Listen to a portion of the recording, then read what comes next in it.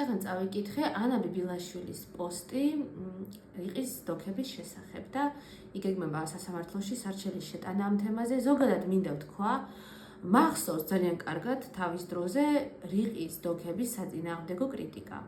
ყველაფერი ეს არის გასაგები, მაგრამ როდესაც შენობა უკვე აიგო, დაიხარჯა რესურსი, ფული, დრო, ენერგია, ის შენობა თუ არ არის, არ ინგრევა, არ არის გაფუჭებული, მასში დახარჯულია რაღაც რესურსი, ხო? რატო უნდა დავანგრიოთ და გავაფუჭოთ ის, რაც არსებობს? რაღაცა ფუნქცია უნდა შევძინოთ. მე იგივე აზრის ვიყავი, თუნდაც ბათუმში რომ უნივერსიტეტის შენობა იყო, სადაც უნივერსიტეტი უნდა ყოფილიყო, თუნდაც ქუთაისის პარლამენტი და სხვა ბევრ რაც უკვე აშენდა, იმის დანგრევა როგორ შეიძლება? პირიქით უნდა ავითვისოთ. იგივე ალაბრის პრეზიდენტის რეზიდენციაც და სხვა მსგავსი დაწესებულებები.